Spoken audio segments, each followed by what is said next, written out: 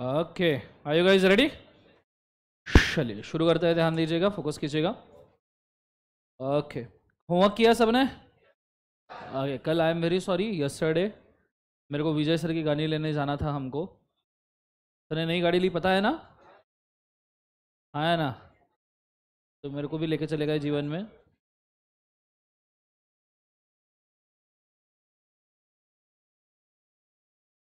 Sir से party लेना, विजय sir से।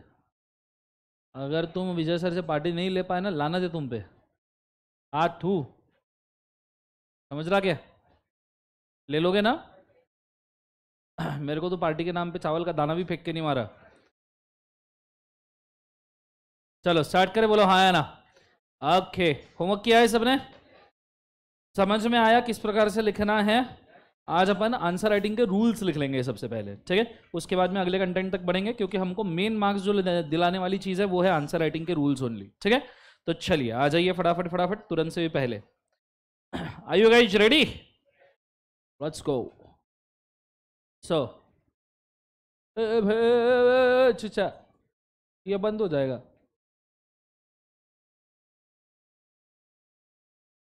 चलो स्टार्ट करेगा, बोलो हाँ है ना।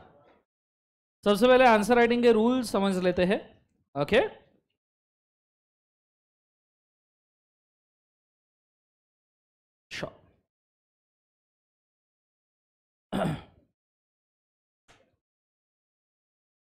ओके, सो हर हर महादेव। चलिए शुरू करते हैं, ध्यान देना। मैंने आपको आंसर राइटिंग के आज रूल्स बनाने हैं और आपको बोलने हैं, पर उसके लिए मैं आपको सबसे पहले एक रिक्वेस्ट करूंगा, कुछ चीजें बोलूंगा वो पहले लिख लो, ठीक है? ऊपर लिखो rules of answer writing. Book खोल लो। रूल्स ऑफ क्या लिख बजो से? Answer writing. हेडिंग डाला सबने? बोलो हाँ है ना। रूल नंबर 1,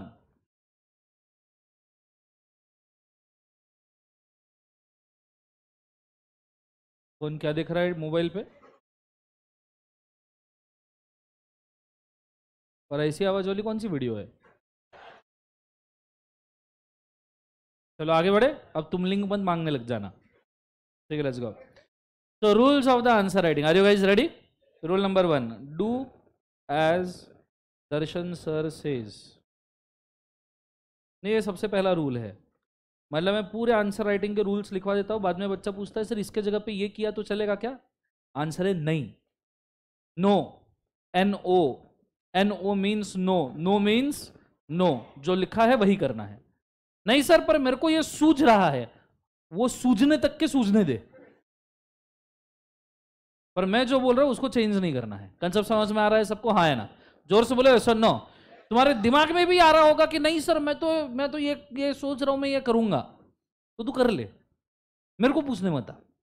कंसेप्ट समझ में आ रहा है? मेरे तरफ से फुल फ्रीडम है, पर रिस्क एंड रिस्पॉन्सिबिलिटी दोनों कैलकुलेट करके करना। कंसेप्ट समझ में आ रहा है सबको? हाँ है ना? So do as Darshan sir says, as it is, जैसा का वैसा। देख लिया सबने? हाँ है ना? जोर से बोले sir no.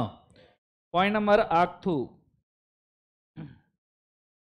write down question number 2 times. 1, Roman में लिखना 1 inside left margin, 2 at center of page. At center of page, not in top margin. At centre of page जब हम बोलते हैं, बच्चे जोश में आके ऊपर की जो मार्जिन रहती है उसके अंदर सेंटर में लिख के आ जाते हैं, वो भी एरिया तुम्हारा नहीं है। तो सर हम कैसे लिखे जीवन में? थोड़ा एक लिटिल लिटिल सर बता दो। फॉर एग्जाम्पल तुम्हारी ये टॉप मार्जिन है, आप देखना ये टॉप मार्जिन है, ऐसे रहते ना टॉप मार्जिन ऐसे, तो टॉप मार्जिन के नीचे आपने सेंटर ऑफ द पेज पे लिखना है। ट्राई करो उसको अंडरलाइन करो, ठीक है? तो रूल्स के ऊपर वापस आते हैं। Write down question number 2 times and underline, और एक बार उसको अंडरलाइन करना है। so that चेंज ना हो। सर जोर से पूछो सर। सर 2 बार काय को लिखे सर जीवन में, एक बार काफी नहीं होता क्या? हाँ, आपका एक से काम नहीं बनता क्या सर? तो लेट्स टेक एन एग्जाम्पल, ठीक है?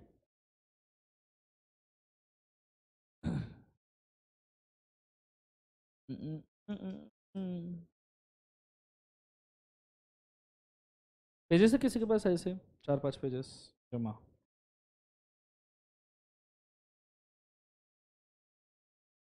चलो फाइन, इसी से एग्जाम्पल है। आगे समझो, this is your answer sheet, ठीक है? This is your what exactly? Answer sheet.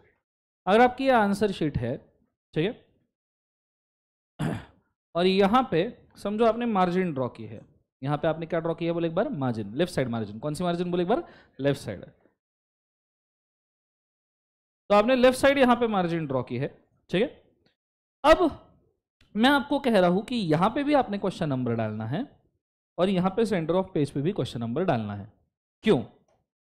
आप जब पेपर सॉल्व करते हो तो सबसे पहले इंस्टीट्यूट आपके आंसर शीट में 3 स्टेपलर मारती है, 1, 2 और 3। आपकी आंसर शीट अटैच होगी या धागे से बांधी हुई होती है, मैक्सिमम टाइम तो धागे से बांधी हुई होती है। It's stitched one. जब आप सप्लीमेंट लगाते हो, गलती से अगर तुमने लगा ली तो तुम नॉर्मली धागा बांधोगे यहाँ पे, राइट? बोलो हाँ है ना? जोर से बोलो यस और नो। अब तुमने ये मार्जिन में अगर अंदर के पेजेस पे सवाल लिखा है and if you just want to open it, आपके अंदर के पेजेस के जो नंबर आपने क्वेश्चन नंबर लिखे वो सब छुप जाएंगे, बिकॉज आपने थ्रेड टाई किया है। कंसेप्ट समझ में आ रहा है? और उसको एक तो ये थ्रेड डिसमेंटल करना पड़ेगा या खींच के देखना पड़ेगा। हाँ, नीचे के क्वेश्चन नंबर व्यू होते हैं, पर नॉर्मली हर बच्चा मेजॉरिटी टाइम्स ऊपर के साइड से ही क्वेश्चन नंबर लिखना शुरू करता है। बोलो हाँ या ना? आप नया भी क्वेश्चन हो, जैसे क्वेश्चन नंबर 5A है, 5B है, तो भी आप दूसरे साइड से दूसरे पेज पे, नए पेज पे ऊपर से लिखना शुरू करते हो।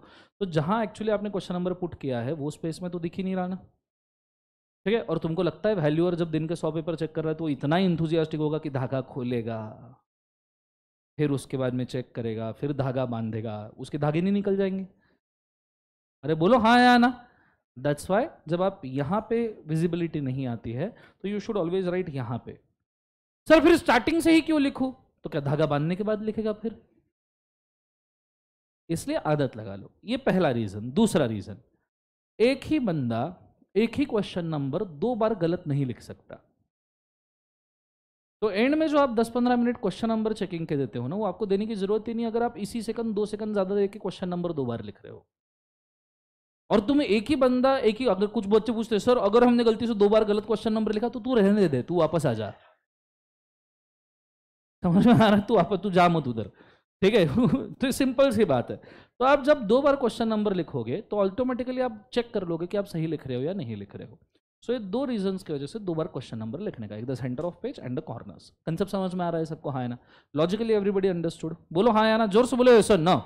सबको समझ में आ रहा है मैं एग्जैक्टली क्या कह रहा हूँ? चलो, रूल नंबर 3 आ जाइए। रूल नंबर 3 के ऊपर सब जन। Third rule, draw the margin on both side of the page, each page. अब नॉर्मली लेफ्ट साइड मार्जिन तो प्रेजेंट होता ही है, normally left side margin is always there. normally the left side margin is always there, so just draw right side margin of 1 centimeter। 1 centimetre आंखों में fit कर लेना, 1 centimetre, ठीक है? स्केल लाइए सबने? अरे बोलो हाँ या ना? निकालो स्केल, निकालो, पेज पे रखो, 1 सेंटीमीटर गिन लो अभी।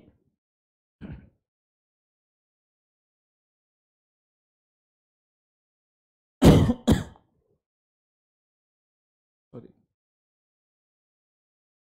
स्केल निकालो, बकायदा 1 सेंटीमीटर गिन लो तुम्हारे स्केल से। मेरे इसमें तो मेजरमेंट से अलग है, स्केल खत्म ही नहीं होती है हमारी इसकी।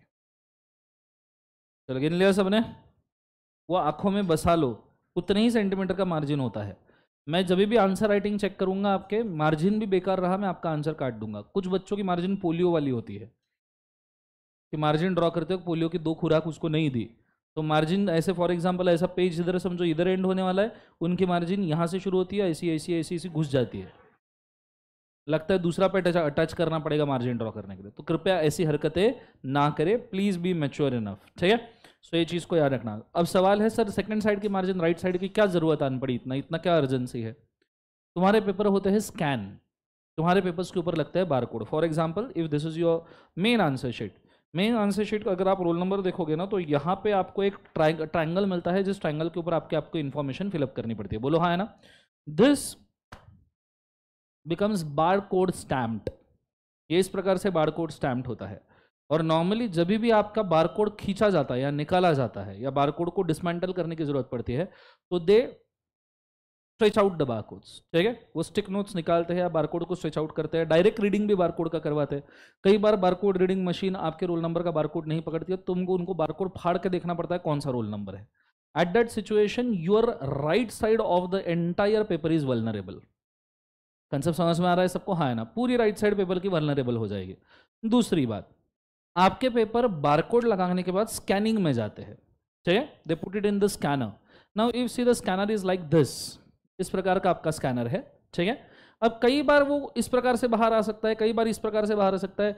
एक बंदा जो दिन के पेपर स्कैन करता है वो नॉर्मली ऑफिस बॉय होता है, ठीक है। वो दिन के 400 से 500 पेपर स्कैन करता है। तुमको लगता है कि वो मिलीमीटर टू मिलीमीटर गिन के तुम्हारा पेपर एकदम उतने ही स्क्रीन में रख के स्कैन करता होगा, ठीक है। तो तुमने अगर कुछ राइट साइड लिखा है, लेफ्ट साइड का तो चलो मार्जिन ड्रॉन है, पर राइट साइड तुमने कुछ लिखा है और वो बाहर चला गया, तो तुम्हारी मेहनत तो गई ना पानी में। और वैल्यूअर तो इतना एंथुसियास्ट है नहीं कि तुम्हारे मिसिंग वर्ड्स को कंप्लीट करके आंसर पढ़े।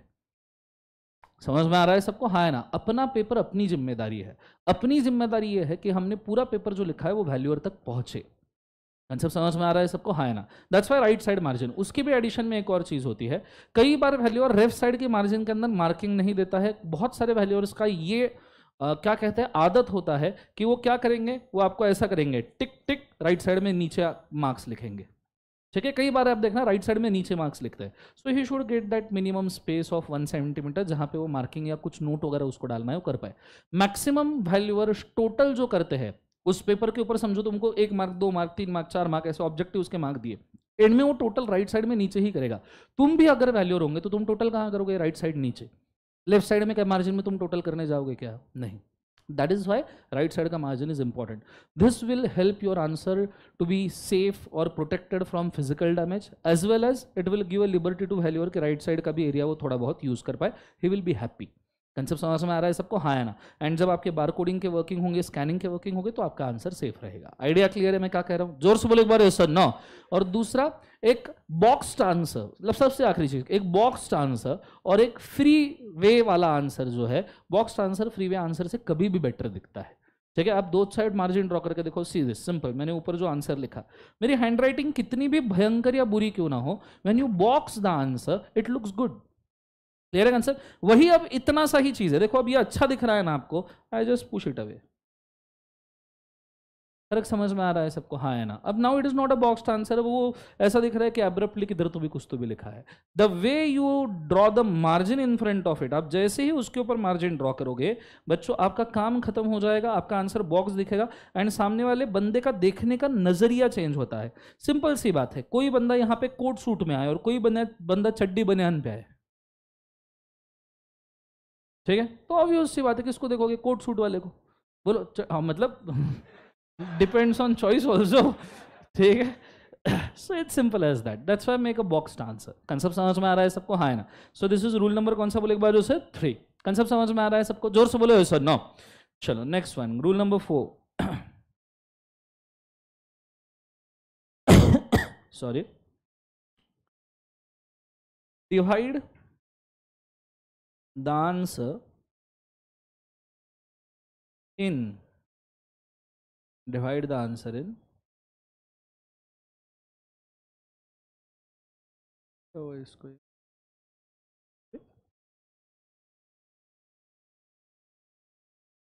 divide the answer in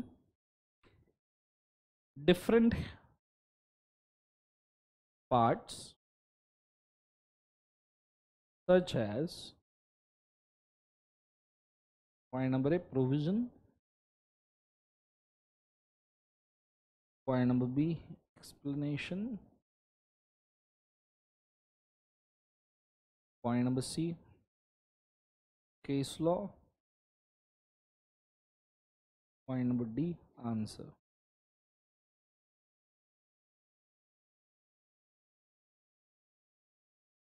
curly bracket करके आगे, this gives liberty to valuer to assess the point or heading he wish for. Assess the point or heading he wish for. Point number 5.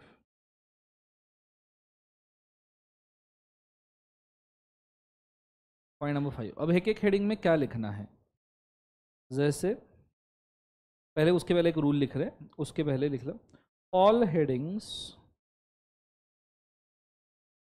Shell be underline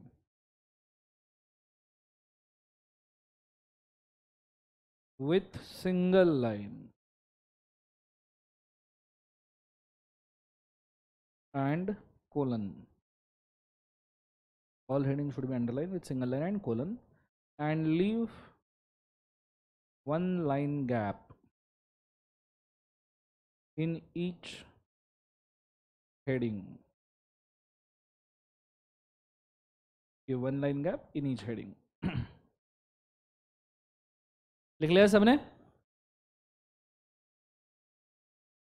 next point number 6. अच्छा, one line gap क्यों देना each heading में? जैसे अब मैंने आपको ऊपर ये आंसर जो लिख के दिखाया था, आप बराबर देखना, मैंने पॉइंट्स के बीच में गैप नहीं छोड़ी है, मैंने पॉइंट्स के बीच में कोई भी गैप नहीं छोड़ी है। मैंने एक हेडिंग जहां पे खत्म हुआ उसके बाद में सिर्फ अगर आप देखोगे तो एक लाइन का ये गैप छोड़ा है, ठीक है। वापस से मैंने पॉइंट्स के बीच में कोई भी स्पेस नहीं छोड़ी है, वापस मैंने एक लाइन का गैप छोड़ा है, वापस मैंने केस लॉ के अंदर कोई गैप नहीं छोड़ी है, वापस केस लॉ के बाद एक लाइन का गैप छोड़ा है।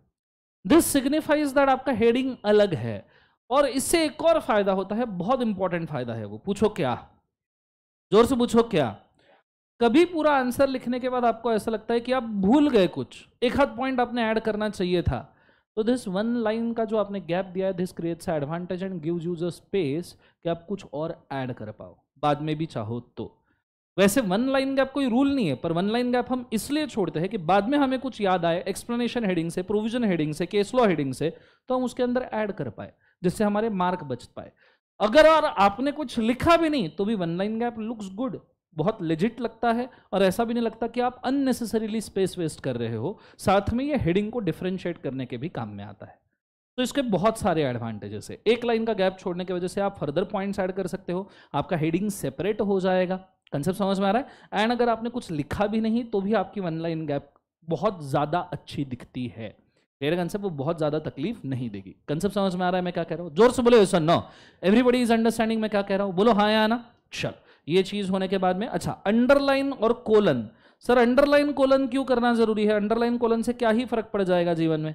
Now I will just show you, ठीक है। आपको ये आंसर अब दिखने में अच्छा दिख रहा है, ठीक है।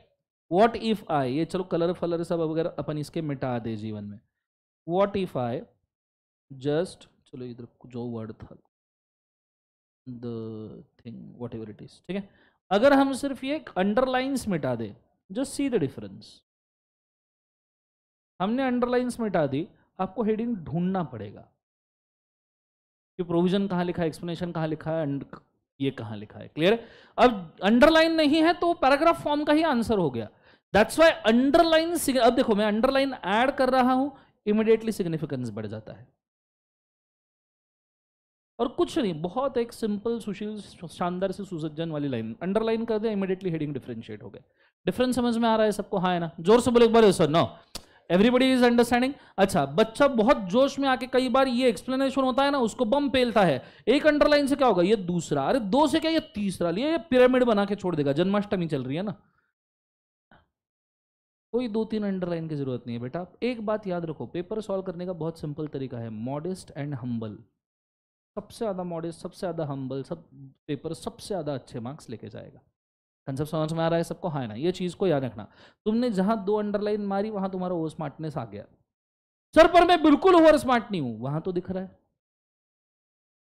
कंसेप्ट समझ में आ रहा है सबको? मैं मानता हूँ तू बिल्कुल नहीं है, पर वहाँ दिख तो रहा है ना।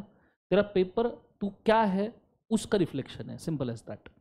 कंसेप्ट समझ में आ रहा है सबको? हाँ है ना, ये चीज़ को आपने याद रखना। तो सिंगल अंडरलाइन, ठीक है, क्योंकि अंडरलाइन से हेडिंग डिफरेंशिएट करना आसान होता है, ठीक है। ये हो गया आपका रूल नंबर कौन सा बोले एक बार उसे? 5।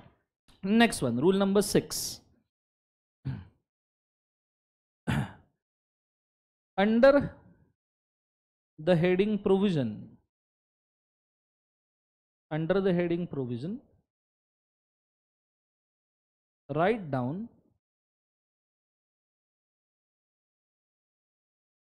the relevant law or provision to the point what is asked. The point what is asked in point wise format.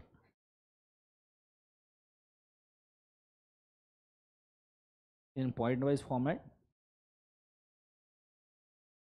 full stop. Provision जो भी पूछा है, जो भी प्रोविजन आपको आ रहा है, उसको to the point, point wise format में आपने लिखना है, ठीक है। अब जैसे देखो, मैंने यहां पे प्रोविजन लिखी है, दिस इज अ प्रोविजन, बोलो हाँ या ना। पॉइंट वाइज लिखे है, इसलिए वैल्यूअर को जब भी आप कोई चीज पॉइंट वाइज लिखते हो ना, तो वैल्यूअर को स्टेप मार्किंग बहुत ईजी हो जाता है। फॉर एग्जाम्पल, मैंने प्रोविजन में 3 पॉइंट लिखे हैं, वैल्यूअर ने अगर खुद के दिमाग में इक्वेशन बना लिया है कि हर एक पॉइंट के लिए हाफ हाफ मार्क, तो वैल्यूअर इमीडिएटली टक टक 1.5 मार्क, हाँ चल इसके लिए 1.5 मार्क हो गया। आगे एक्सप्लेनेशन में कितने 3 पॉइंट लिखे, हाँ चल 1.5 मार्क हो गया, चल 3 हो गए। केस लॉ सही लिखा है, हाँ चल बहुत बढ़िया, हाफ मार्क। हाँ आंसर सही लिखा है, हाफ मार्क, चल 4 मार्क हो गए, game over. So whenever you write point wise, valuer gets a liberty to put a step marking. वही अगर आपने ये पूरे इक्वेशन में से पॉइंट उड़ा डाले, क्या उड़ा डाले? पॉइंट आपने मिटा डाले, ठीक है, पूरे इक्वेशन में से। मुझे एक बात बताओ, सिर्फ हेडिंग दिख रहा है, अब उसको स्टेप मार्किंग करना है तो कंफ्यूज्ड हो जाएगा। अब वो ये नहीं कर सकता टिक टिक 1.5 मार्क, बिल्कुल नहीं कर सकता, अब उसको सब कुछ पढ़ना पड़ेगा। कई बार तो ऐसा होगा, अगर आप पॉइंट वाइज आंसर लिख रहे हो तो कई बार तो ऐसा होगा, अगर उसके मॉडल आंसर में दिए हुए नंबर ऑफ पॉइंट्स और तुम्हारे नंबर ऑफ पॉइंट्स नंबर भी मैच करना है ना, तो भी वो कुछ पड़ेगा नहीं, वो नंबर ऑफ पॉइंट्स देख के दन दन दन दन मार्क्स दे देगा। कंसेप्ट समझ में आ रहा है मैं क्या कह रहा हूं? जोर से बोले यस और नो। व्हेनेवर यू गो तो गिव द पॉइंट्स, 1 हो गया, 2 हो गया, 3 हो गया, he gets a liberty to decide कि कौन से पॉइंट के ऊपर मुझे कितने मार्क्स देने हैं। कंसेप्ट समझ में आ रहा है सबको? हाँ ना, जोर से बोले यस और no. Just give me 1 second, मुझे तीसरा मिस कॉल आ रहा है। Normally I don't pick the call in the class, पर नॉर्मली तीसरा चौथा मिस कॉल आता है तो आई हैव टू, ठीक है। विल यू प्लीज, कुछ इमरजेंसी भी हो।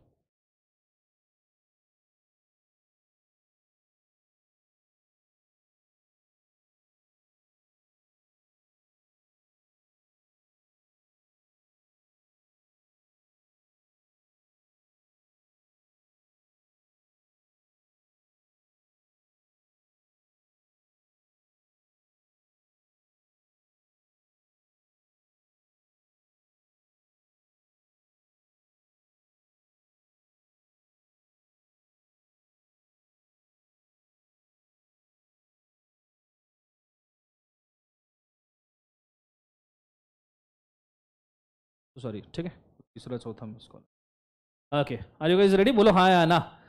Okay, so what I am trying to say is कि जब भी आप नंबरिंग देते हो तो valuer gets a freedom. Valuer को क्या मिल रहा है बोले एक बार उसे? फ्रीडम, कि उसको कौन से पॉइंट पे कितने मार्क्स देने हैं। So you are just giving him his own freedom कि नहीं भाई ये पॉइंट में 3-4, ये पॉइंट में 3-4 लिखे तो तूने यहाँ 1 मार्क, यहाँ 1 मार्क, यहाँ। सिंपली आप पॉइंट नंबर डाल के एक्चुअली उसको फ्रीडम नहीं दे रहे हो, आप उसको डायरेक्ट कर रहे हो कि यहाँ तुझे 1 मार्क देना, यहाँ तुझे 1 मार्क देना, यहाँ। अगर तुम्हारा नंबरिंग सिस्टम एक्यूरेट है ना, तो you can actually manipulate a valuer कि उसने कौन से जगह पे कितने मार्क्स देने चाहिए।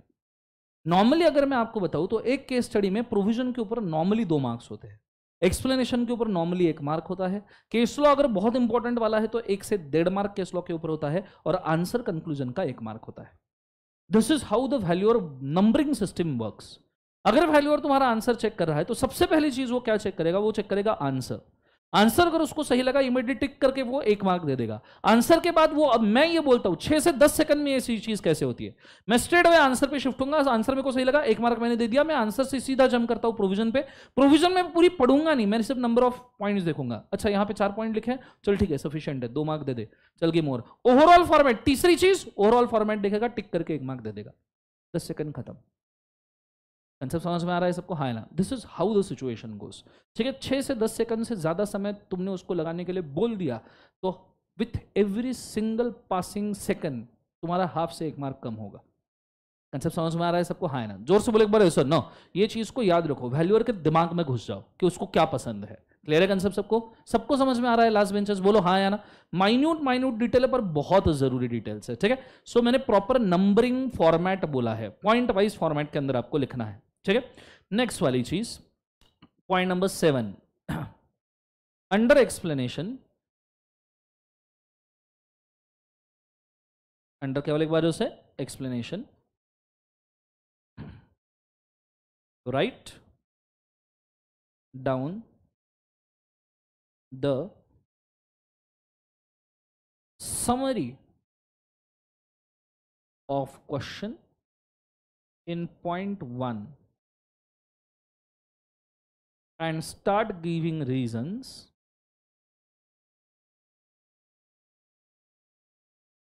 for your answer from point 2. Start giving reason for your answer from point 2.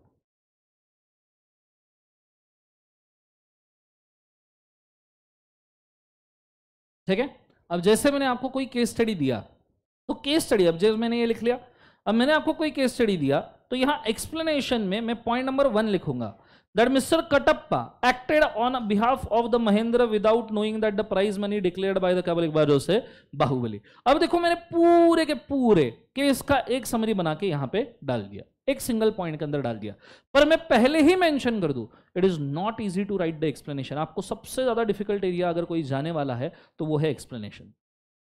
Explanation master करना टेक्स अ बिग रोल, मतलब बहुत तगड़ा रोल। मतलब मैं अभी भी ये बोल सकता हूँ आपको, सीए इंटर में ऊपर आंसर राइटिंग चल रहा है, उनके 70 आंसर हो गए हैं, 70 answers they have written, 70 question उनके सॉल्व हो गए हैं, but there are many student till now in the class, 100-200 के आसपास बच्चे होंगे 700 में से, कि जो एक्सप्लेनेशन अभी भी नहीं लिख सकते। ठीक है, 70 आंसर लिखने के बावजूद भी, वो भी सीए इंटर में। ठीक है, तो तुम्हारे केस में इन द फाउंडेशन, सी मैं तुम्हें डरा नहीं रहा हूं, but I just want you to understand कि जब जब तुम एक्सप्लेनेशन लिखने जाओ तो तुमको कितना अटेंटिव होना चाहिए। See with the clear focus and understanding the need तुम प्रॉपर एक्सप्लेनेशन लिख सकते हो। कुछ लोगों ने डे 1 पे ही मास्टर कर लिए थे, ऐसे भी लोग हैं, 5-10% बच्चे ऐसे रहते हैं डे 1 पे ही एक्सप्लेनेशन मास्टर कर लेते हैं। तो इसका बहुत सिंपल अंडरस्टैंडिंग है एक्सप्लेनेशन कैसे लिखना, आप उसका थ्योरी रूल्स याद रखिए। ठीक है, सिर्फ थ्योरी रूल्स याद रखिए। पहला कि पॉइंट नंबर 1 में समरी आ जाना चाहिए, एक्सप्लेनेशन के पॉइंट 1 में पूरा समरी आ जाना चाहिए कि आप केस स्टडी में आपके क्या दिया है, वॉट एवर इट इज। और ये समरी एक सेंटेंस में, एक पॉइंट में लिखने के लिए तुम्हारा इंग्लिश के ऊपर बहुत स्ट्रॉन्ग कमांड चाहिए। ठीक है, इंग्लिश और लीगल लैंग्वेज के ऊपर बहुत स्ट्रॉन्ग कमांड चाहिए। So please do understand it is a matter of practice. नहीं तो होता क्या है कि आज मैं क्वेश्चन दे दूंगा, इमीडिएटली आप मेरे पास 10-15 मिनट बाद आ जाओगे। ठीक है, जैसे ही क्लास खत्म हो जाएगा, सर मेरे को एक्सप्लेनेशन नहीं जम रहा, सर मेरे को एक्सप्लेनेशन नहीं जम रहा। मैं आपको अभी भी मेंशन करता हूं, आपको एक्सप्लेनेशन नहीं जमेगा अगले 4-5 दिन तक। 4-5 डेज आप ट्राई भी मत करना आपको एक्सप्लेनेशन जमे, आप सिर्फ इतना ट्राई करना कि जब मैं एक्सप्लेनेशन चेक करवा रहा हूं आप ठीक से उसको चेक कर रहे हो क्या। कंसेप्ट समझ में आ रहा है मैं क्या कह रहा हूं? जोर से बोले एक बार सर नो। तो एक्सप्लेनेशन ऐसी चीज नहीं है जो तुमको डे 1 पे आ सकती है। और अगर दूसरी बात, तुम बार बार मुझे पूछने आओगे, मैं आपको बोलूंगा चलो ऐसा लिखो, पर मैं आपको बोलूंगा ऐसा लिखो, मैं आपको बोलूंगा ऐसा लिखो, पर please do understand every time अगर मैं आपको बोलूंगा ना ऐसा लिखो, आप मेरे ऊपर टोटली डिपेंड हो जाओगे। ठीक है, please tell me, do you want to be a parasite और सेल्फ मेड पर्सन? ठीक है, तो मैं आपको पैरासाइट बनाऊं, इससे ज्यादा ये जरूरत है कि आप खुद की गलतियां खुद जानो। Realisation is more important than marking the mistakes. Concept समझ में आ रहा है सबको? हाँ है ना? तो एक्सप्लेनेशन नहीं जमेगा, इट्स ओके, पर आप सिर्फ रूल फॉलो करो। If you just follow the rules, there will be a day in next 10 to 15 days जब आपको एक्सप्लेनेशन खुद ब खुद जमना शुरू हो जाएगा। कंसेप्ट समझ में आ रहा है सबको? हाँ है ना? टेंशन लेने की जरूरत नहीं है, इतने हेवी भी केस स्टडीज अपने पास नहीं है कि नहीं जमेगा। ठीक है, रूल नंबर 1, पॉइंट नंबर 1 में समरी ऑफ केस स्टडी आना चाहिए। रूल नंबर 2, पॉइंट 2 से रीजनिंग देना स्टार्ट कर दो। जो भी आपका आंसर है उसके लिए रीजनिंग देना है।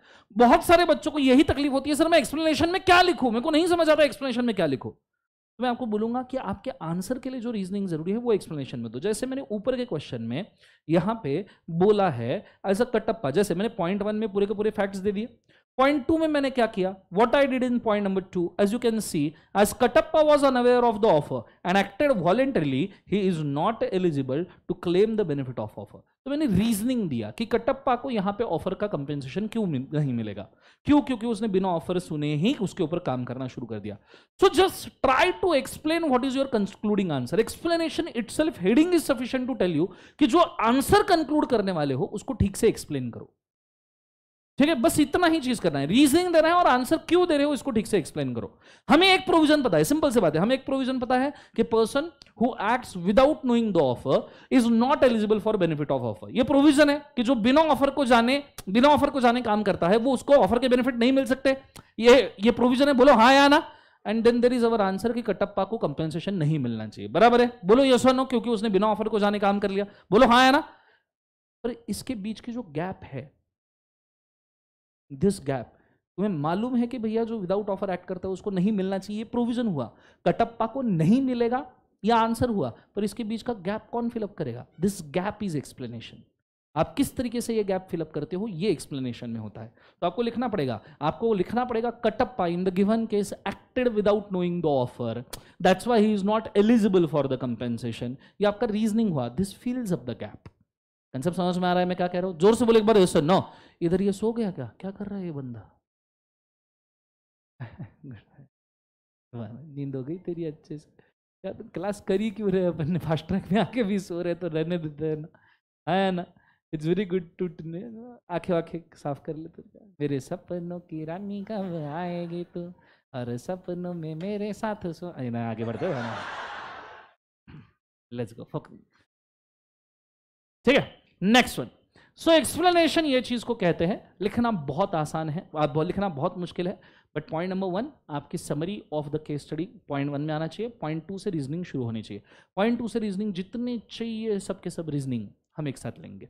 आंसर समझ में आ रहा है? 2, 3, 4, 5 जितने भी लगेंगे। क्लियर है? सिर्फ गैप फिलअप करो। प्रोविजन और केस स्टडी का जो आंसर है उसके बीच में जो भी रीजनिंग लगता है वो एक्सप्लेनेशन में डालना है। डे 1 नहीं आएगा, डे 2 नहीं आएगा, डे 3 नहीं जमेगा, डे 4 नहीं जमेगा, 5 नहीं, 6 नहीं, 7 नहीं, 8 नहीं, 10 9 नहीं, 10 नहीं। आपको जमेगा यह 10-15 दिन बाद। पर क्या इसका मतलब पिछले 10 दिन में तुमने जो ट्राई किया वो वेस्ट था? 10-15 दिन बाद इसलिए जमेगा क्योंकि पिछले 10 दिन तूने बहुत अच्छे से ट्राई किया। समझ में आ रहा है सबको? मुझे एक बात बताओ, आम का झाड़ आम का झाड़ पता है ना सबको? समर में एकदम येलो येलो कलर के स्ट्रॉन्ग एकदम मीठे मीठे से आम लग जाते हैं। बोलो हाँ या ना, जोर से बोलो सर नो। अच्छा सोचा कर भिखारी मानुस आम का झाड़। तो आम का झाड़ समर में एकदम मीठे मीठे से आम लगते हैं। बोलो हाँ या ना। विंटर में जाओ, पतझड़ में, मतलब विंटर वगैरह में जाओ, बारिश में जाओ, पत्ता तोड़ो, खा के देखो, मीठा लगता है? मीठा लगता है? नहीं। पत्ता तोड़ो, खा के देखो ना। ट्राई किया कभी किसी ने? मीठा लगता? अगर चलो तुमने खा के ट्राई किया, क्या मीठा लगेगा? तो इसका मतलब ये है क्या कि साल भर आम का झाड़ कुछ नहीं कर रहा, और जो कुछ कर रहा है वो समर में ही कर रहा है? क्या ये मतलब है उसका? आप ऐसा समझ लो कि साल भर आम का झाड़ ट्राई करते रहता है कि एक दिन वो एक मीठा आम बनाएगा। बोलो हाँ या ना। Whole year his trial is just that कि एक मीठा आम बनाना है, पर साल भर नहीं बनता।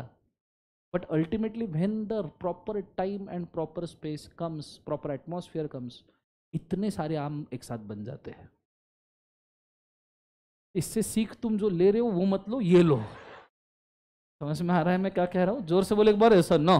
तो ये चीज को तुमने बहुत अच्छे तरीके से याद रखना। तो एक्सप्लेनेशन अगले 10 दिन नहीं बनेगा, पर याद रखना, बहुत प्यार से याद रखना, अगले 10 दिन ना बनने के बावजूद भी तुम्हें पता है तुमसे नहीं बनने वाला, फिर भी जो ईमानदारी से ट्राई करेगा ना, आई विल प्रॉमिस हिम कि 12वें 13वें दिन तुम्हारा एक्सप्लेनेशन बनना शुरू हो जाएगा। जब तुम कोई चीज ये मान के करते हो ना ये नहीं होने वाली बट फिर भी मुझे करनी है, तुमको मालूम ये नहीं होने वाला but still I will try and I will do it, obvious सी बात है उस चीज की मास्टरी उस दिन से शुरू होती है। कंसेप्ट समझ में आ रहा है सबको? हाँ है ना? जोर से बोले एक बार सर नो। तो एक्सप्लेनेशन में तुम रिजल्ट का वेट मत करो कि नहीं ये आएगा ही, नहीं, 10-15 days just do it as per the rules. Concept समझ में आ रहा है सबको? हाँ है ना? जोर से बोले sir no. Next point number 8 लिखिए सब जन।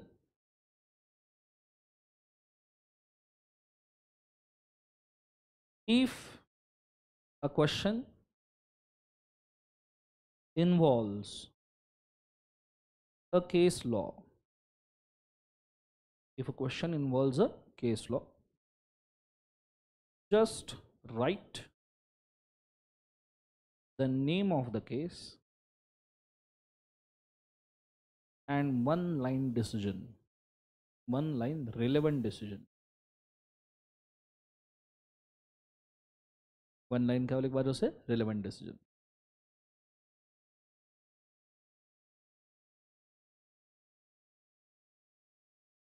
वन लाइन रिलेवेंट डिसीजन, ठीक है?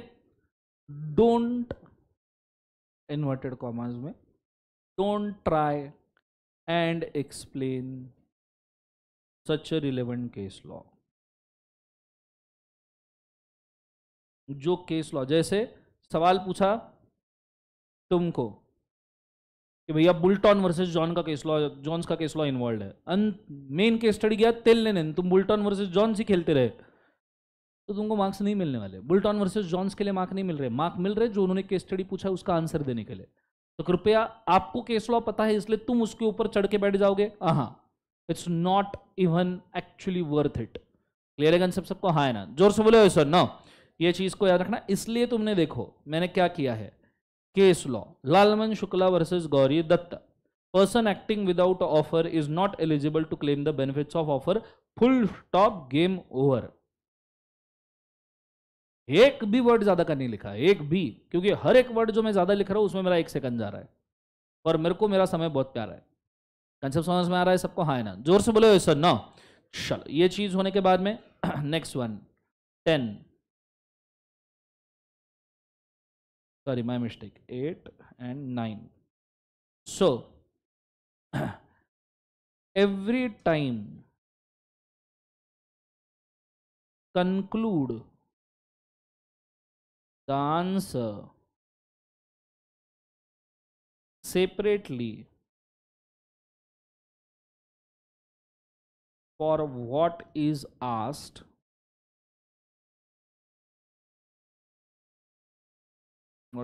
exactly in answer heading,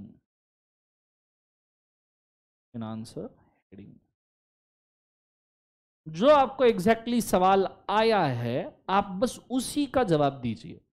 बाकी रीजनिंग वगैरह आपने एक्सप्लेनेशन में दे दिया, आपको जो जो बोलना था आपने प्रोविजन एक्सप्लेनेशन में बोल दिया। यहां उन्होंने पूछा जो है बस उसको बोलिए। अब जैसे लास्ट क्वेश्चन में पूछा गया था, advise that whether mister Kattappa shall receive ₹1 crore, मैंने शुरुआत ही उनके सेंटेंस से की, it is advise that the Kattappa shall not receive 1 crore of the offer to find Mahendra as he was unaware of the offer and acted on it. So उन्होंने क्या पूछा? Advise whether mister Kattappa shall receive 1 crore और not, ये मेरी advice है। अब इसके अंदर मैंने कोई भी उनको रीजनिंग वगैरह या कुछ भापड़ पसारा बहुत एडिशनल चीजें लिखने की कोशिश की क्या? नहीं, जो पूछा उत्तर दे दिया, बात खत्म। क्लियर है आंसर? बस इतनी सी चीज करने का 1 मार्क मिलता है बच्चों। मतलब कई बार हमको दुख होता है, पेपर जब चेक करता है ना, बच्चों को पूछा कि कटप्पा बाहुबली का सवाल है, पूरा लिख के लाता है ऊपर से लेके नीचे तक, एंड में एडवाइस देना भूल जाता है, खुद ही बोल के उधर लिखिए, ये वाला एक्सप्लेनेशन तक पहुंच जाता है, as Kattappa was acted unaware वगैरह वगैरह, he can not claim a benefit of offer, full stop. पर तेरे को हमने ये पूछा ही नहीं कि रीजनिंग क्या है, हमने तेरे को पूछा एडवाइस क्या है। तो जो आंसर कंक्लूड नहीं करता ना उसका 1 मार्क उड़ जाता है, स्ट्रेट अवे उड़ जाता है। अगर तुमने आंसर जो पूछा है वो नहीं दिया तो स्ट्रेट अवे उड़ जाता है। इसका कोई दूसरा कोई इफ बट नहीं है कि आधा मिलेगा या फिर पाव मिलेगा या इसके ऊपर से दूसरा। हाँ, तुमने आंसर कंक्लूड नहीं किया, 1 मार्क गायब। एक तो मिलेगा, नहीं तो नहीं मिलेगा, बात खत्म। कंसेप्ट समझ में आ रहा है सबका? हाँ है ना? इसका दूसरा और कोई डेरिवेशंस नहीं है। आइडिया क्लियर हो रहा है मैं क्या कह रहा हूं? लास्ट बेंच सबको क्लियर हो रहा है बच्चों? एवरीबडी बोलो हाँ या ना, पिलर के पीछे जितने भी लोग हैं सबको, पिलर प्रेमी सबको समझ में आ रहा है, बोलो हाँ या ना। चलो ये चीज को आपने याद रखना। चलो नेक्स्ट वाला। ओके अब मैं बहुत ही ज्यादा इंपॉर्टेंट वाली चीज बोलने वाला हूं, बहुत अच्छे से कृपया फोकस कीजिएगा, ठीक है। Rule number 10,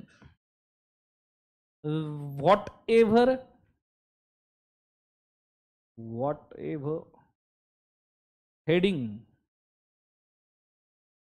you write in point wise form, please maintain indenting and sub numbering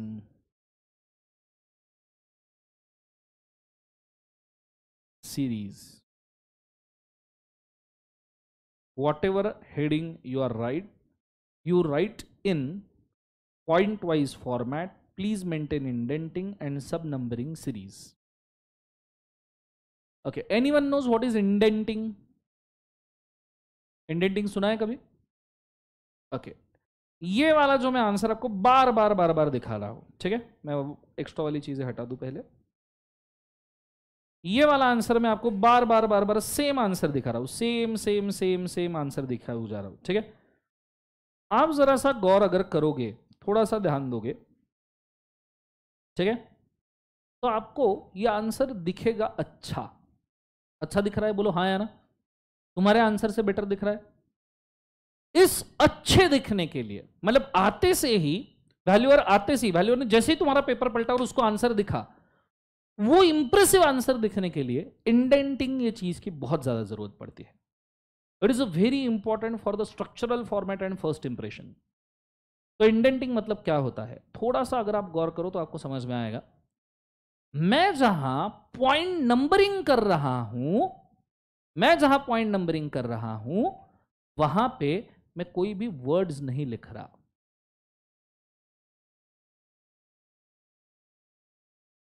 can you see this space? मैं जहां पे पॉइंट नंबरिंग कर रहा हूं मैं वहां कोई वर्ड्स नहीं लिख रहा। This is called indenting. This is called as क्या बोले एक बार उसे? इंडेंटिंग।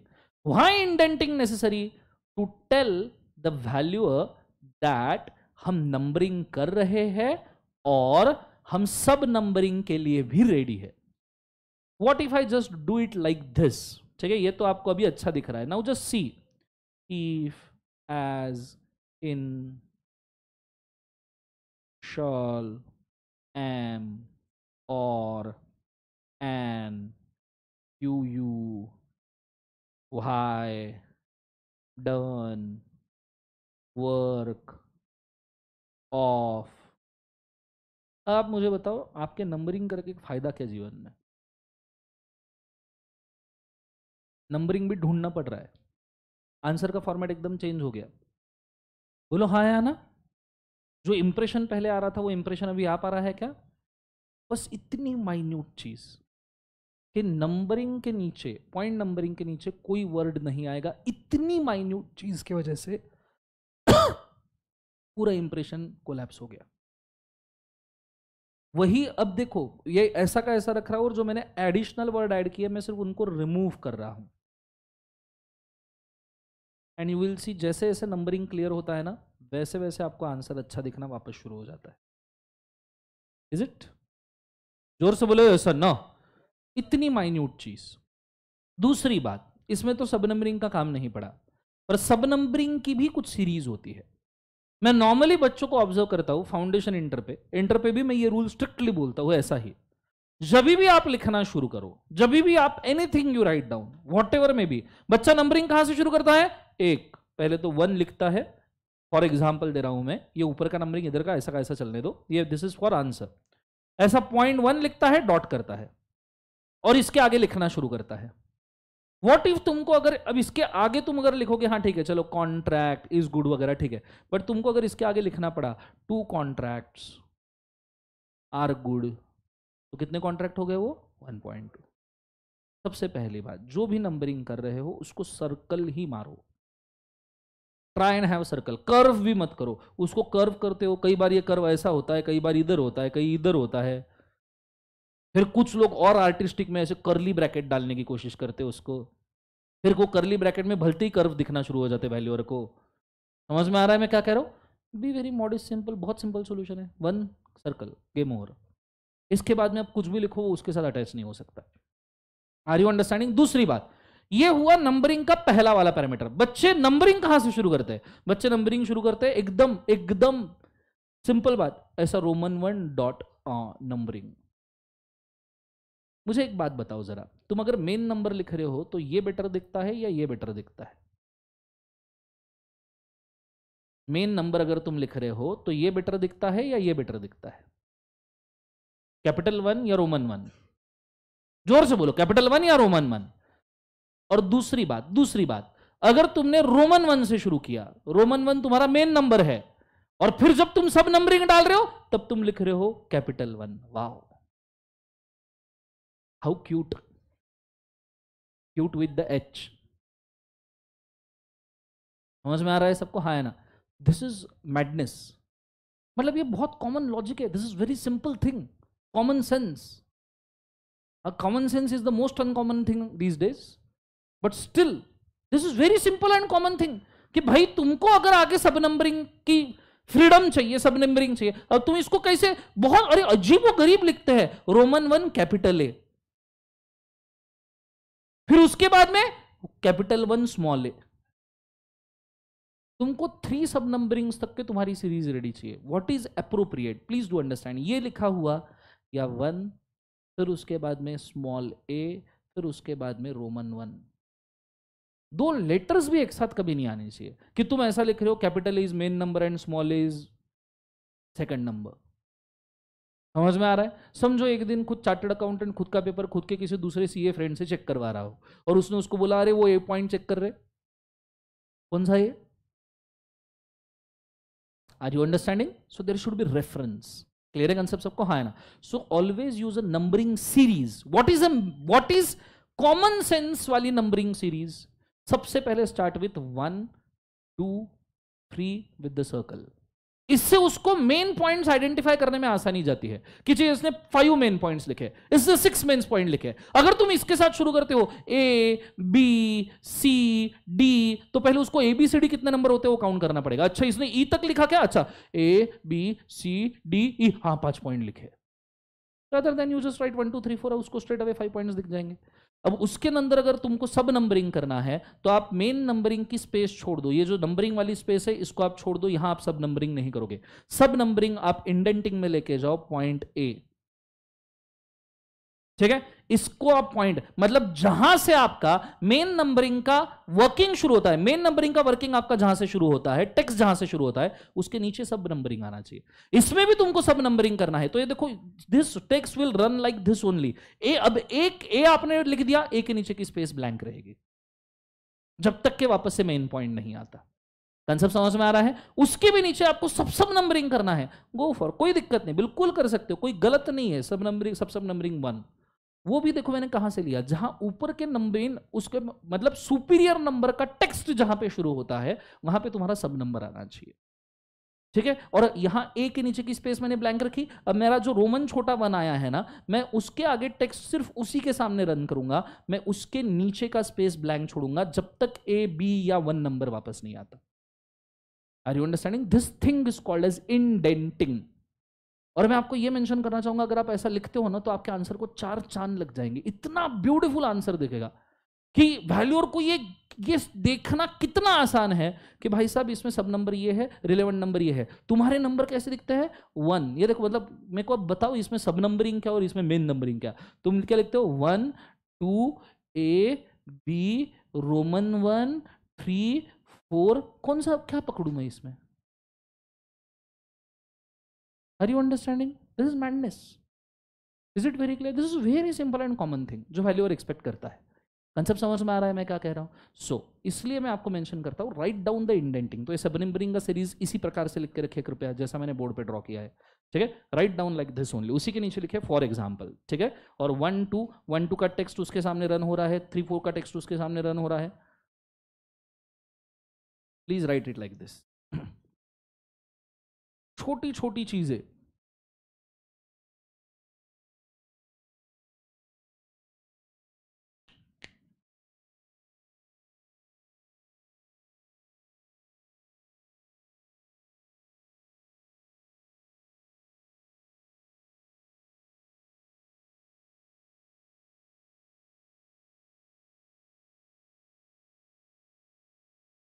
Sure, done everybody? बोलो हाँ या ना। यहां पे ये वाला सीरीज आपका कंप्लीट होता है। और सर इसके एडिशन में कोई रूल है क्या कि किस प्रकार से क्या लिखना चाहिए etcetera? Next rule, rule number 11, the most important rule, the most IMP, star mark, 5 star mark. नदी नाले चांद तारे सब ड्रॉ कर लो उसके आजू बाजू में। Right the answer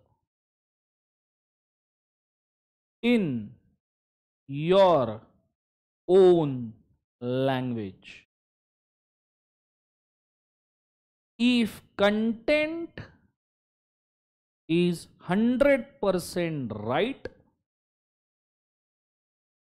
the tone of language is irrelevant.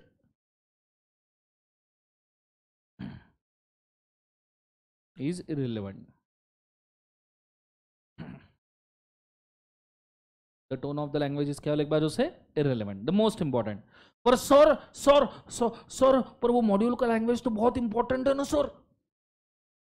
Sir वो मॉड्यूल का लैंग्वेज तो इंपॉर्टेंट है ना सर। फिर सर तो लिख,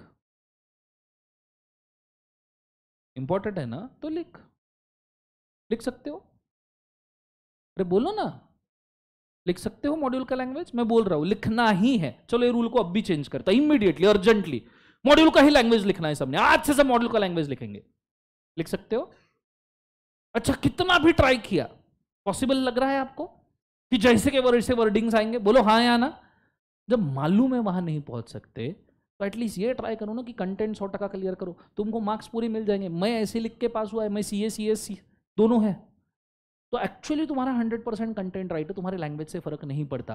कोई नालायक बच्चा मेरे को क्लास के बाद आके नहीं पूछेगा सर वो लैंग्वेज का क्या करेंगे। उंगली। कंसेप्ट समझ में आ रहा है सबको? हाँ या ना? ये चीज को आपने याद रखना। These are the rules of the answer writing. इस प्रकार से आंसर लिखना चाहिए। Is it very clear? जोर से बोले एक बार यस और नो। कंसेप्ट समझ में आ रहा है? अब तुम बोलोगे सर तुमने 1 घंटा हमको पेल दिया सिर्फ रूल्स के ऊपर, पढ़ाओगे कब जीवन में? मैंने सब कुछ बहुत अच्छे से पढ़ा दिया और तुमको मालूम ही नहीं कि ये कैसे लिखने का है। पढ़ा तो इसके पहले भी था तुमने। बोलो हाँ या ना। पर कहां कहां गलती हुई है? लिखने में। हाँ, जिसने पढ़ा ही नहीं था उसकी गलती पढ़ने की भी है, ठीक है, लेकिन जिसने पढ़ा था तो कहां गलती हुई है? लिखने में। Let's do the right thing with what is required. ठीक है, लिखना इज मोर इंपॉर्टेंट देन पढ़ना, तो इसलिए मेरे को 1 घंटा इसके ऊपर डेडिकेट करना जरूरी है। आइडिया क्लियर है मैं क्या कह रहा हूं? जोर से बोले एक बार सुनो। अरे जोर से। एक और केस स्टडी लिखो आप, जरा देखते हैं तुमको क्या समझा। ठीक है, आर यू गाइज रेडी? एक और केस स्टडी लिखो। लिख सकते हो ना? बोलो हाँ है ना? मैंने लास्ट केस स्टडी यही दिया था क्या आपको? लास्ट केस स्टडी कौन सा दिया था? बाहुबली वाला ही था ना? चलो नेक्स्ट क्वेश्चन। ये क्वेश्चन नंबर कौन सा है? 3 लिखना।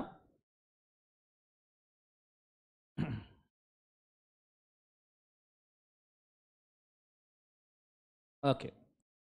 मिस्टर बॉय, भाई भाई, किसी का भाई किसी की जान जान नालक। मिस्टर भाई, अरे मैंने तुमको दूसरा क्वेश्चन दिया था, हाँ यही दिया था, सॉरी। ठीक है, मिस्टर भाई वन डे क्या हो गया तुमको क्या? मिस्टर भाई one day entered into a mall, entered into a mall and he was searching for, and he was searching for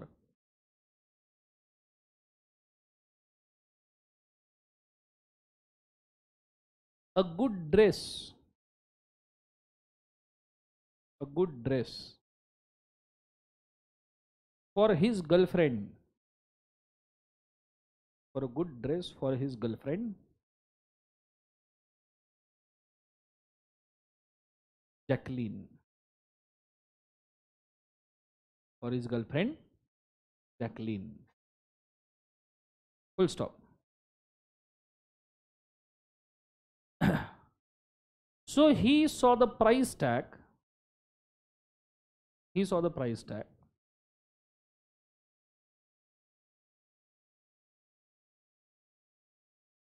And chose a dress. And chose a dress.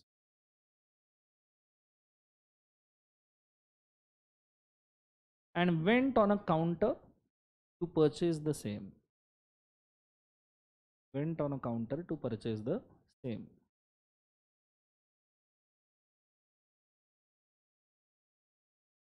Full stop.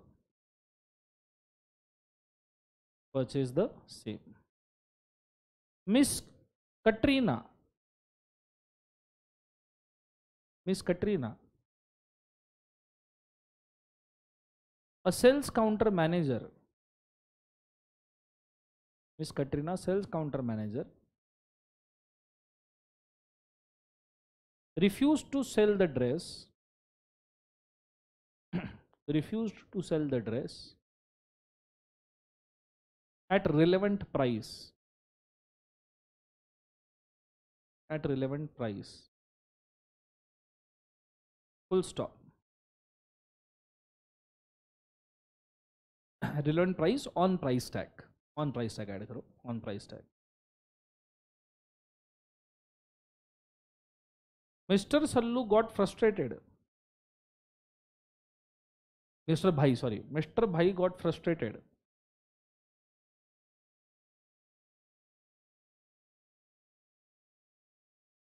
And he appointed Mr. Vicky as his lawyer. And he appointed Mr. Vicky as his lawyer.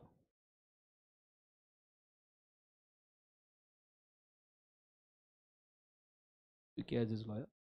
To sue Miss Katrina. To sue Miss Katrina. चल्लू ने विकी को appoint किया कटरीना के ऊपर case करने के लिए भिखारी लोगों. To sue Miss Katrina. Full stop. Miss Jack frustrated by this. Miss Jack worried by this.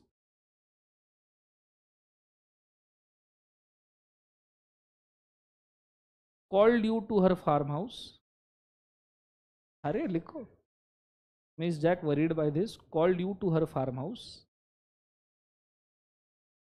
Called you to her farmhouse. जाओगे नहीं जाओगे? जाओगे हैं नालक? Called you to her farmhouse to discuss this relevant case. To discuss this relevant case. To discuss this relevant case. Full stop. Please help her. Please help her. लिख लिया सबने? Rules आपके सामने है. आंसर आपको मालूम है. केस लॉ आपको पता है. केस लॉ का नाम क्या है बोलो? केस लॉ का नाम pharmaceutical society of Great Britain versus Boots cash chemists limited. घड़ी के ऊपर टाइमर ले लो. टाइमर. वैसे मैंने टाइमर का कंसेप्ट बताया क्या अभी तक आपको? बताओ. चलेगा बोलो हाँ या ना? टेंशन तो नहीं आएगा तुम्हें? मुंडे उंडे झटको स्ट्रेट बैठो. बोर्ड की तरफ ध्यान दो. Are you guys ready? तो गाइज एंड बाइल्स बोलो हम्बा. बोलो हम्बा. आपको मिलते हैं 100 मार्क्स. उसके लिए मिलते हैं आपको 180 मिनट. बोलो हाँ या ना? 10 मिनट रीडिंग के, 10 मिनट चेकिंग के, 160 मिनट. बोलो हाँ या ना? अरे हाँ या ना? मतलब आपको 1.6 मिनट्स मिलते हैं पर 1 मार्क. हाँ सच्ची? हाँ बेटा. मतलब अगर ये सवाल 4 मार्क का है तो तुमको कितने मिलने चाहिए? 6 मिनट. कितने मिनट मिलने चाहिए? 6. मैं तुम्हें देता हूं 7. दिलदार आदमी हूं मैं, तो मैं तुमको 1 मिनट ज्यादा देता हूं। टाइमर पे 7 मिनट लगाओ। 7 मिनट, ठीक है। सब जन फोन निकालेंगे, सब खुद के टाइमर पे। इसके बाद में लॉ का आंसर, जिस बंदे या बंदी ने बिना टाइमर के लिखा, उसकी शादी तो हो जाएगी पर वो नहीं हो पाएगा। अरे मतलब शादी का खाना, समझ में आ रहा है सबको, हाँ या ना? तो ये चीज को तुमने याद रखा। हर एक ने टाइमर लगाने का है, हर एक ने अपने अपने फोन में टाइमर लगाने का, ठीक है, और फिर ही लिखने का। 7 मिनट ले लिया है टाइमर पे। स्टार्ट करने के पहले मेरे से पूछ लो, ready? Are you guys ready? अरे रेडी क्या? 1 2 3 स्टार्ट। शुरू हो जाओ आंसर लिखना, रूल्स फॉलो करके बकायदा। और आज से मैं लेके घूम रहा हूं भाई साहब रेड पेन, ठीक है। मेरे को जहां फॉर्मेट की मिस्टेक दिखी, एक काम करो, होल्ड होल्ड, टाइमर स्टॉप करो। मेरे को थोड़ा सा पहले ही डर लग रहा है, पूछो क्या। एक काम करो ना, वो 11 12 रूल एक बार पढ़ लो ना। तुम कैसे गजनी रहते हो ना थोड़े से, 15 मिनट गजनी को भी याद रहे तुम्हारा, वो भी गारंटी नहीं है। खो न जाए ये तारे जमीन पर, ठीक है। तो 10 11 रूल्स एक बार वापस से मन में पढ़ लो अच्छे से कि मेरे को ऐसा लिखना है। और एटलीस्ट ये ट्राई करो कि इस क्वेश्चन को, जो मैंने क्वेश्चन लिखवा दिया है, सुनो सुनो, जो क्वेश्चन लिखवा दिया उसके हिसाब से आंसर इमेजिन करना ट्राई करो। वो रूल्स के हिसाब से आपका खुद का आंसर ट्राई करो कि आप इमेजिन कर रहे हो। मैं आपको एक रूल और बोलता हूं, गुरु मंत्र ब्रह्मास्त्र। पूछो क्या? जो आंसर बेस्ट इमेजिन कर सकता है वो उससे भी बेटर लिख सकता है, ठीक है। आपके आंखों के सामने आपका आंसर रेडी होना चाहिए पेन उठाने के पहले, ठीक है। चलो शुरू, मतलब टाइमर मत शुरू करो, पहले रूल्स रीड कर लो और आंसर मन में फ्रेम कर लो कैसा लिखोगे।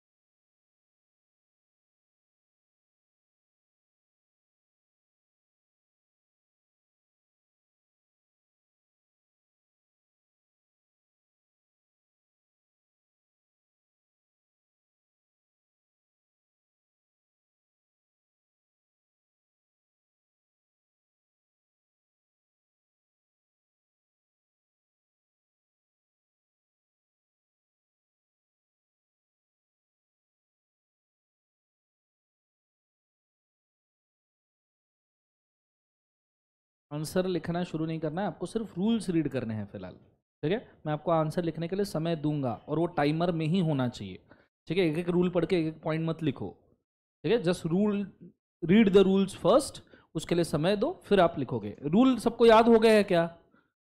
पक्का याद हो गया? Anyone is remaining? चलो वापस आ जाओ टाइमर पे, 7 मिनट्स ले लो टाइमर पे, वंस मोर टाइम, ठीक है। अब लिखना शुरू करना है। Everybody is ready? Live stream में भी सब रेडी है क्या? मुझे कंफर्म बोलिएगा प्लीज, ठीक है। चलो कमेंट करके, ready? 1 2 3 start, go for it fast. और मैं रेड पेन लेके घूम रहा हूं, मेरे को फॉर्मेट में कहीं दिक्कत दिखी तुम्हारा आंसर वहीं कट जाएगा, ठीक है।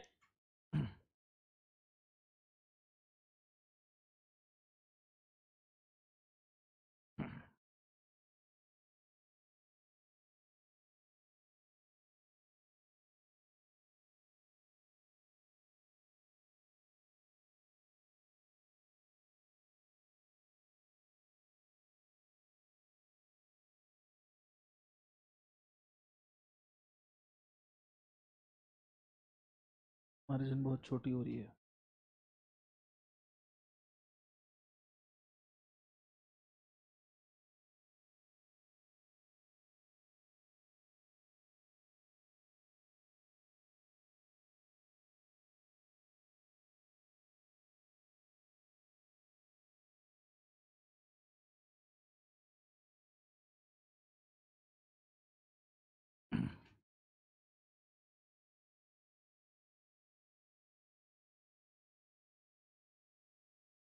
बेटा ये आधे पेज में तुम्हारा आंसर खत्म होने वाला है क्या? तो मार्जिन आधी क्यों ड्रॉ की? मतलब ये कैसी कंजूसी है? पहली बार जिंदगी में केस देख रहा हूँ, आधे पेज का मार्जिन ड्रॉ करके छोड़ दिया।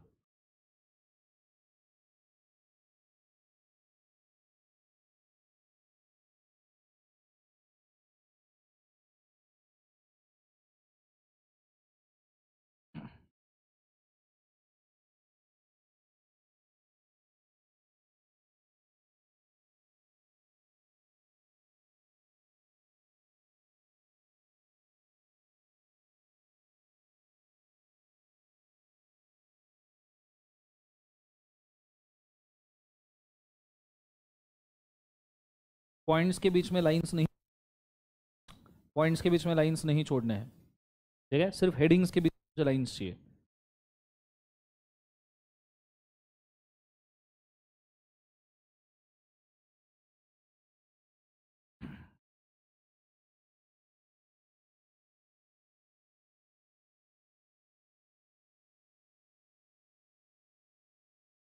ट्राई करो ये स्पेस भी छोड़ना अवॉइड करो। Same with you.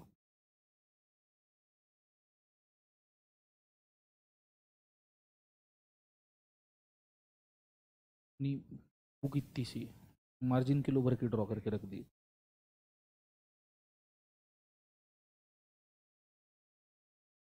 वो आधे पेज का आंसर यहाँ खत्म हो जाएगा ना तेरा परफेक्टली एकदम। हाँ,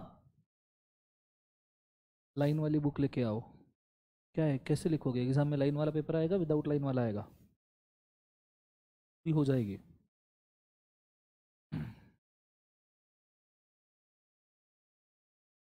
इंडेंटिंग बहुत ज़्यादा सीरियसली नहीं लेने का। और रूल्स अच्छे से सुने ही नहीं तुमने जीवन में, क्या कर रहे हो?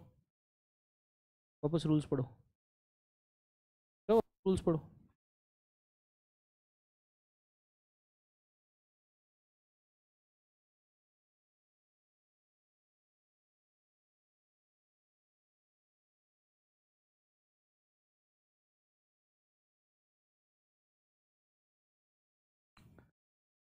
Three and half minutes remaining.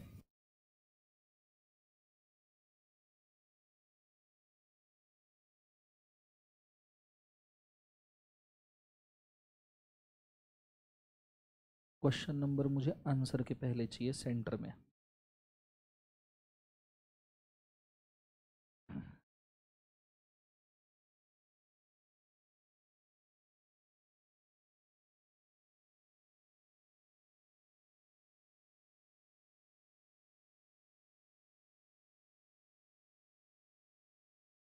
ये दोस्ती, करेक्ट करो, कंटिन्यू करो उसी आंसर को जिनके अभी काटे।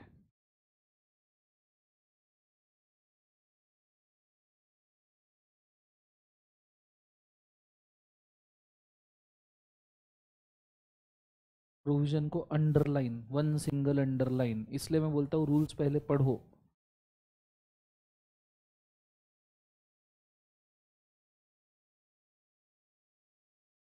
Two minutes remaining.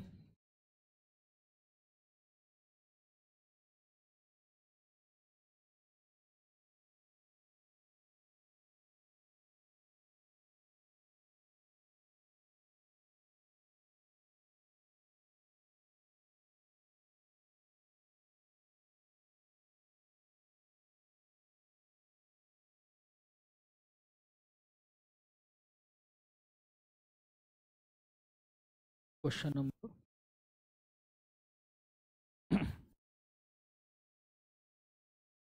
1.5 minute.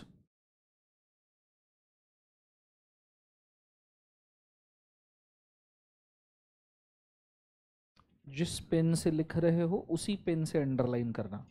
Exam में पेंसिल चेंज करने का भी समय नहीं मिलता बेटा।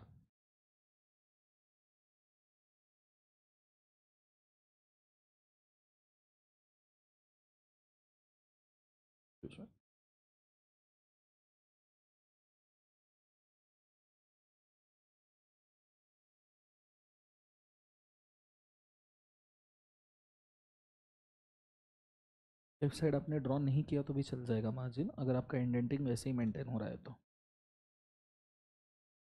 जब आप लेफ्ट साइड में मार्जिन ड्रॉ कर रहे हो तो एटलीस्ट जो पॉइंट नंबर है वो अंदर लो, वन मेन पॉइंट नंबर अंदर लो, यस, सब पॉइंट नंबर बाहर लो। मैडम इंडेंटिंग को ज़िंदगी में बहुत ज़्यादा सीरियसली लिया, मैं जब लिखता हूँ तब ध्यान देना, ये स्पेस छोड़ के क्या फ़ायदा मिलेगा? हाँ,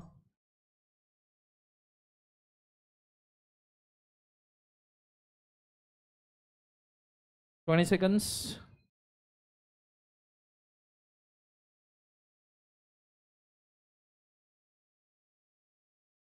10 seconds।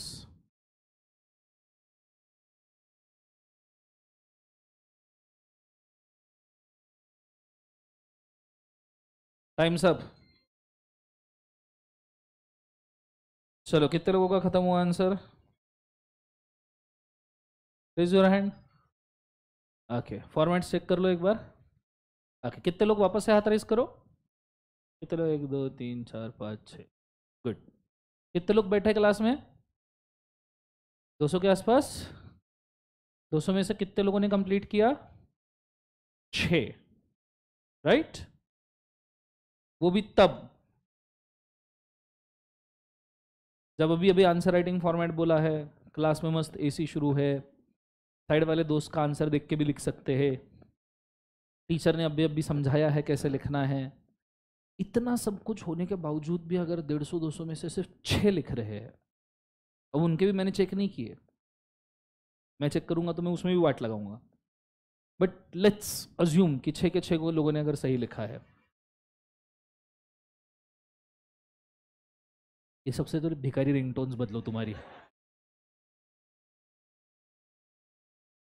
होने लाउड स्पीकर है जन्माष्टमी का। ओके, तो सिंपल सी बात है, 150 से 200 में अगर सिर्फ 6 कंप्लीट किए, वो भी 1 मिनट ज़्यादा देके, मतलब बात एक आप समझ लो, इंस्टीट्यूट का रिजल्ट भी इतने ही % का होता है।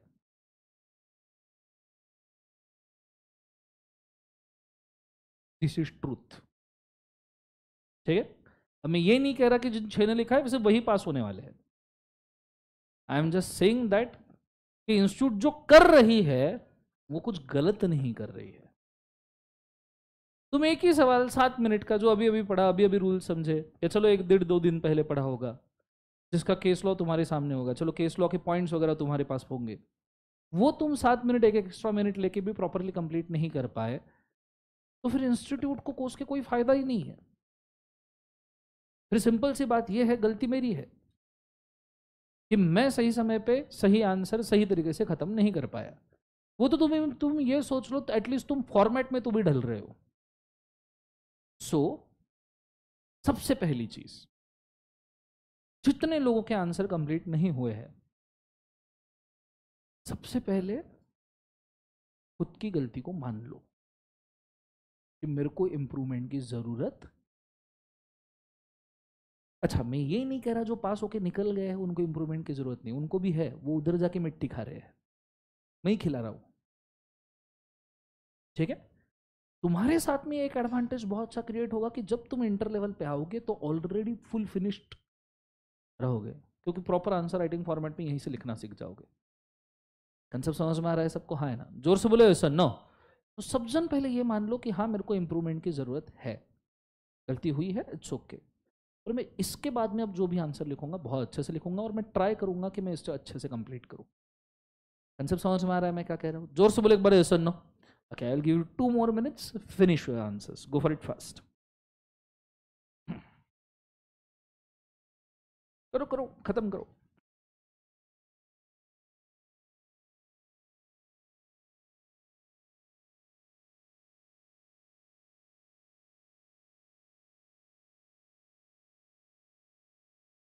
बेटा लाइन वाली बुक लेके आओ, इंस्टीट्यूट का पेपर लाइन वाला होता है ना।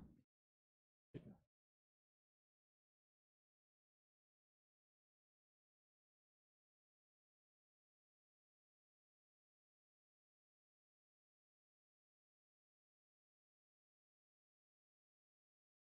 बहुत ज़्यादा इंडेंटिंग हो रहा है, स्टार्ट राइटिंग फ्रॉम हियर, यहाँ से आगे।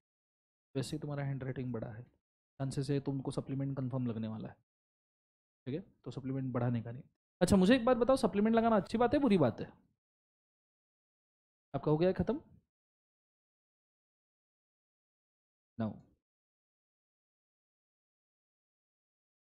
एक मार्जिन ऑलरेडी है, दूसरी इतनी बड़ी ड्रॉ करके अपने को सप्लीमेंट लग जाएगा, ठीक है।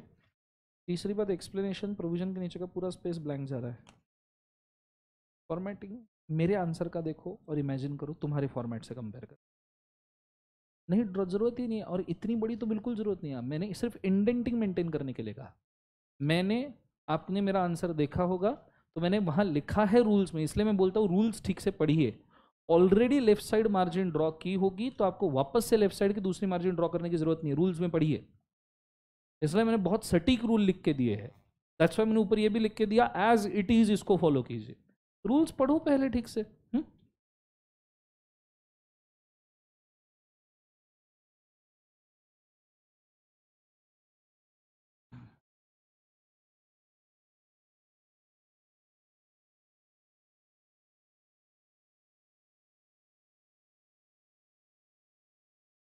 तो आंसर के नीचे का स्पेस क्या कर रहा है?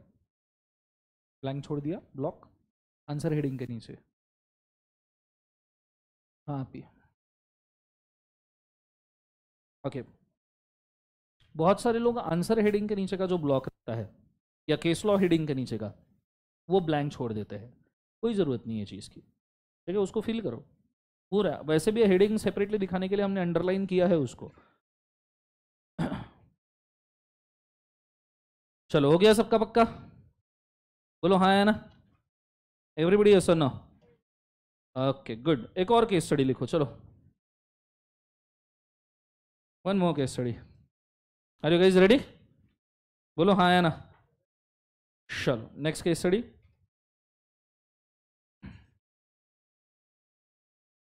हाँ, इसका आंसर बताओ। ओके, इसका आंसर बताओ। सबसे पहला पॉइंट प्रोविजन के अंदर आपने लिखना चाहिए, ब्रैकेट के अंदर, Indian contract act invitation to offer, ठीक है, ईयर है 1872, ब्रैकेट के अंदर, ठीक है।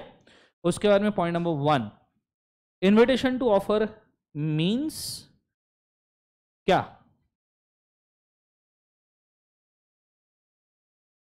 ना ना, those are examples. First of all give the meaning, what is invitation to offer?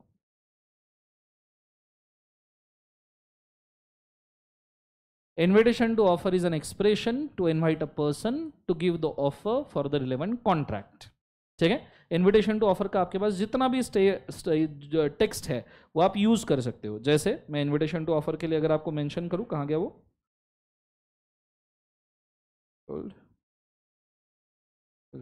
हाँ, this one.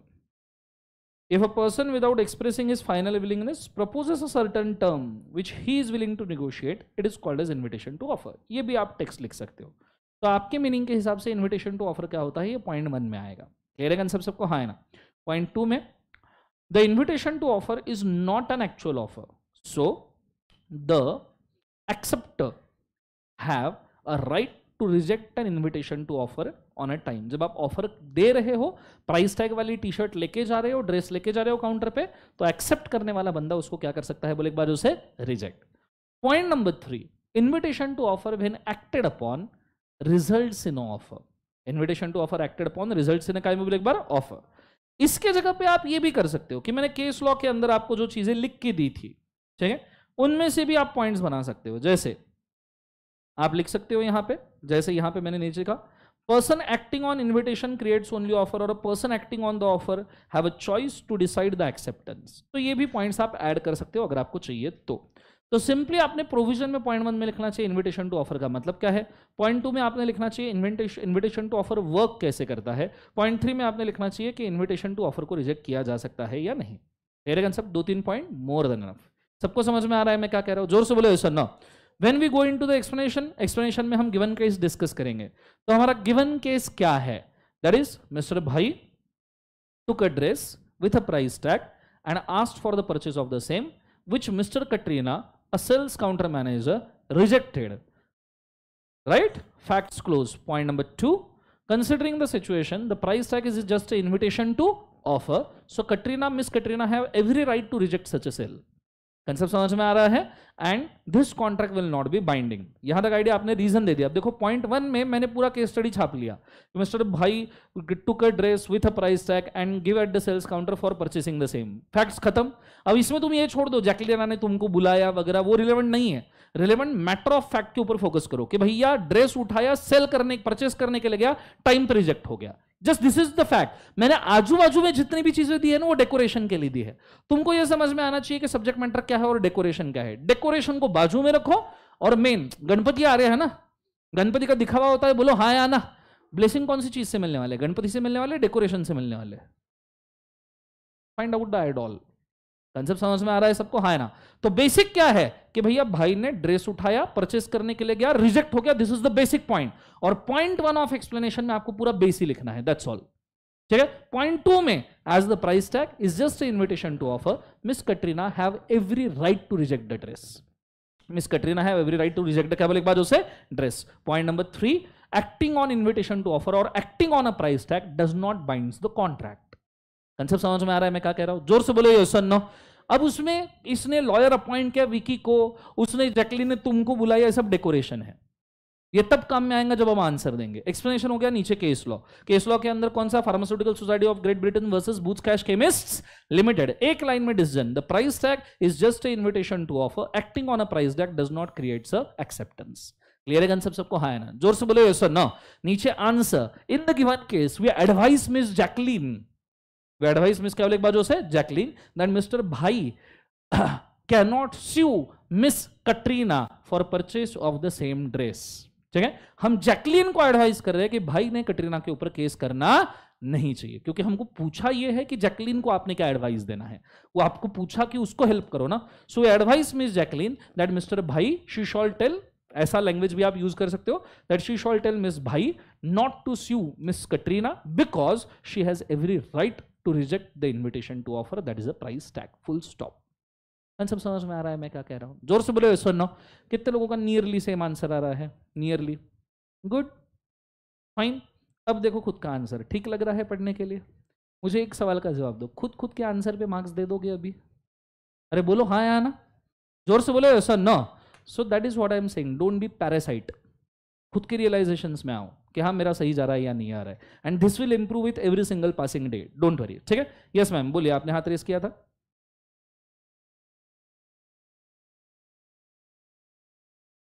Do as Darshan sir says. ठीक है, आगे बढ़े, बोलो हाँ या ना। सर मैंने ये नहीं किया तो चलेगा क्या? Do as Darshan sir says. सब समझ में आया मैं क्या कह रहा हूं? जोर से बोले एक बार सन नो। ओके, नेक्स्ट वाला केस लिखो, चलो नेक्स्ट केस स्टडी।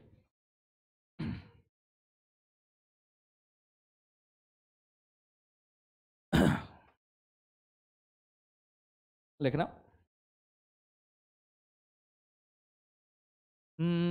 अब किसके ऊपर केस बनाऊं?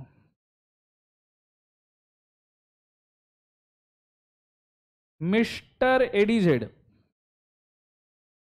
Mister ADZ, mister ADZ had a vintage car. Mr. ADZ had a vintage car of Rolls Royce. Mr. ADZ had a vintage car of Rolls Royce. सच में है? हाँ, तुम्हें नहीं पता क्या? एडीजेड विंटेज कार है, छुपा के रखते, होता सबके पास है, देता कोई नहीं। So a vintage car of Rolls Royce and he wants to sell the same. And he wants to sell the same. Sell the same in an auction. You want to sell the same in an auction. So he put the advertisement in a newspaper. So he put the advertisement in a newspaper.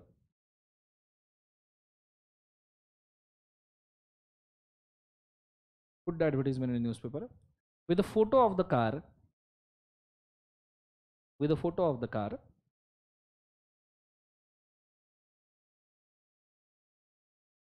And a price tag. With a photo of the car and a price tag. Full stop. Mr. RJ, an innocent buyer. Mr. RJ, an innocent buyer,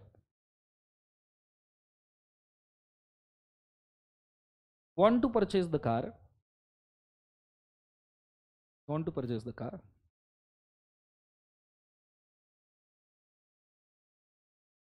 So he traveled. So he traveled 100 miles to reach for the location of the auction. To reach for the location of the auction. Reach for the location of the auction. During the travel,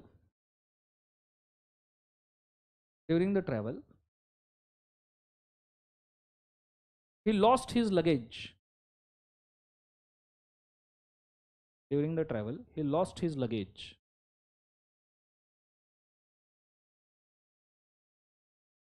And the ticket of the travel company,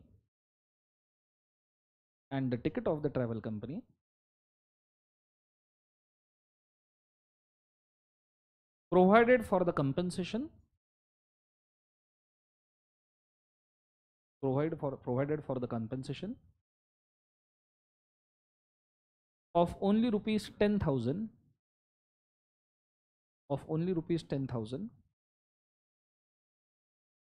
at the back of the ticket. At the back of the ticket. However, Mr. RJ lost a cash bag. Mr. RJ lost a cash bag of rupees 10 crores. 10 crore. Full stop. Frustrated by the situation. Frustrated by the situation. Mr. RJ is confused. Frustrated by the situation, Mr. RJ is confused. From whom he shall recover these 10 crore rupees? From whom he shall recover this 10 crore rupees? As Mr. ADZ also cancelled the auction. As Mr. ADZ also cancelled the auction.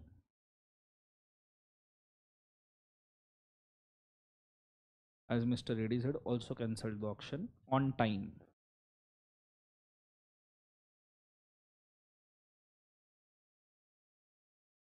Full stop. Mr. Vijay, the travel company owner. Mr. Vijay, the travel company owner.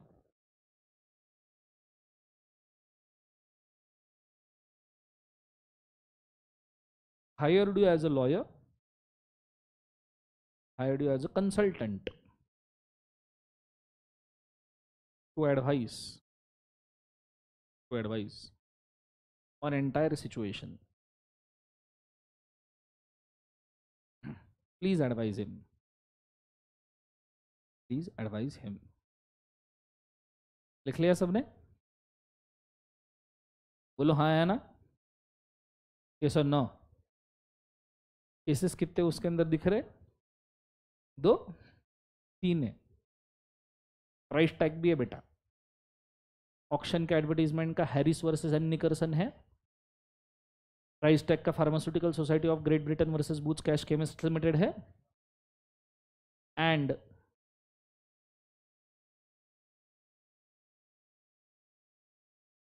Henderson versus Stevenson and Parker versus AC rail and company. Rules follow करते हुए.